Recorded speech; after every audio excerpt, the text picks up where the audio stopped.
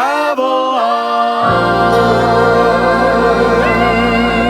Hi, everybody. Welcome to Frankie Avalon's podcast, and I'm Frankie Avalon. And I'm Ryan O'Quinn. I am so excited that you're here with us. I have the honor, I have the distinct privilege of sitting with, and now you do too, a man who was a childhood star, a teen idol, and a Hollywood legend. Wow. So you're going to hear all kinds of stories, many of them never before heard stories. Frankie, you have been on talk shows, you've been on news programs, you've even of late been on other people's podcasts. Yeah. But now you're sitting on the other side of the table. Well, I couldn't avoid this at all, Ryan. I'll tell you what, we're going to be working together for a lot of times on podcasts, and I'm excited to work with you because you're a talented guy, and they'll get to know you too, Ryan.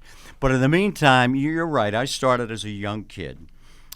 People ask me, how did you get your name and all this other. So we'll go all through that. Sure. and tell everybody how lucky I have been for 60-some years in this business that I love. And thanks to millions of you all through these years. Well, you've said that many times. You're very humble. And you've said lucky over and over again. But there is obvious talent. Luck, sure, we'll set that aside. But the talent that you've had that have spanned decades, all those decades, we want to dive into that on this show. And during these podcasts, we're going to bring on some of Frankie's friends. We're going to talk to legends. We won't name drop too much, but we'll just tease it to say you don't want to miss a single episode because Frankie's career has spanned so long and so many people and the stories. And by the way, I have to say, before setups and just hanging out with you in the green room and talking in the conference room, and as the crew is buzzing around us here, just the stories that this man has, we should be recording all of it because it is unbelievable in many cases. And Ryan, it's been so many years. Yeah. I mean, you were talking about from the inception of my career, of a boy being born. My birth date, I want to tell everybody my birth date. Go for it. Oh, we'll start from there, okay? Sure. I was born September the 18th, 1840. Now, that's a long time. No. Only kidding. No, I was born September the 18th, 1940, in Philadelphia on Broad Street. The hospital was one little building called the Columbus Hospital. And as the story goes, my mother, to the doctor who delivered me, it was his first delivery. So he practiced on you. Absolutely. His name was Dr. Zabacosta. All right. And he was a young man then. I'm born there. And that is no longer there, that Columbus Hospital. It's now a parking lot. Yeah. Well, let's talk Wait a minute. She paid a quarter. What? Yes. 25 cents it cost my mother to have me delivered. I can imagine her just tossing Heads it. Thanks or tails. for my kid. Right. It's a boy. Okay, good. Yeah. That's amazing. Yeah. I want to talk about the neighborhood. We talk about the hood. Everybody knows you're from Philly, but let's talk about South Philly, and let's talk about the neighborhood, and let's talk about life growing up in the Avalon. This is important, the Avalon household. So now you became a child star, and we'll work our way up to this. You became a child star at about 8 or 9 years old. But I want to talk about what life was like in your household as you can remember, age 5, age 6. What was it like? Yeah, well, growing up, my mom for 10 years was an orphan. Came and lived in an orphanage. And my father was from South Philly, and he came from a family of 8, like I have 8 children. He was a family of 8, and he became a butcher. Not really educated, but he knew how to cut meat and knew what meat was and all that other stuff. And people loved him. He had a wonderful personality. And they met and they married, and they had my sister Teresa first, and then me second. And things were tight. Money was tight. Right. I mean, in those days, you're talking about after the war, Second World War. We're talking about 1940. I'm born. Yeah. So, 1945, the war ends. So they didn't have money. So we lived as a young boy with my sister and my mother and father with my grandmother. That was the thing that you used to do. That was normal. Sure. And then when I got a little bit older, we went and we lived on top of a butcher shop because my father was the butcher. It was called a flat. Sure. And because a terrible thing had happened, so he was robbed and hit over the head. And Paul was the owner of the butcher shop, closed up. didn't want to have anything to do, scared him. And, of course, it scared my dad, too. So we went and lived with my Aunt Angie, and she had 5 children, and they were so fortunate enough to take us in. I was about 5 or 6 years old then. This is also in Philly. In Philly, and we lived in one bedroom, my mother, my father, my sister, and me, until my father got back on his feet again, and my mother started working, too, in a tailor shop. In those days, it was called a sweatshop, you know. And finally, when I was about 7 years old, we had the opportunity in South Philadelphia on Hamburger Street to buy a house. My father paid $2,500 for the house. Wow. Now, it was a row house, Ryan. You know what that is? Do. You know, row, Everything like this. looks the same, Exactly. When I went back there later on in years, I found out that the width of my house was 13 feet. Okay? But we were thrilled. I mean, my goodness, living with Grandma and Aunt Angie, now we got our own house. Now, the floors were wood. Now, I don't mean these wonderful wood. This not the hardwood that you splinter wood, you know what I mean? And finally, my mother and father got some money enough to have not a carpet, but the pad. Oh, so pad only. You're working your way up the carpet. Okay. And my mother would sweep the pad, and that would come, you know. But fortunately, that lasted for a while, and my father got back on his feet again as not only a butcher, he had 2 jobs. He also drove a cab, a yellow cab in Philly. And my mother, of course, was working in the tailor shops. And so my sister and I were really latchkey babies. And this house that they bought, Ryan, and the reason why they bought it was at the end of this row house was a school and a church. St. Edmund's. I went to St. Edmund's School and church. So they were fortunate enough to find that house and felt secure enough that I could go to school and come right home. It was right there at the end of the street, you know. So that's how I grew up as a young boy growing up, and it was a wonderful child. Ryan, I can't tell you the fun I had as a boy growing up in a neighborhood. With all ethnic neighbors. Sure. My best friend was Frankie Segura. He was a Filipino kid that could run faster than me ever, climb the walls ever, you know, get the balls off the rooftops, you know, do things in the streets that kids got it there. We played dead box. It was wonderful. A great time growing up. That's so great. I've heard you mention before, you know, sort of the impetus for entertainment. When you would go to the local movie theater and you know, kind of the first time, perhaps even at the ripe old age of, 6 or 7 years old, you saw moving pictures and you sat in a movie theater and you felt the impact of entertainment. Tell us a little bit about that. Yeah, well, it was really a surprise to me because I had no idea of this business of show business, whether it be music or anything, you know.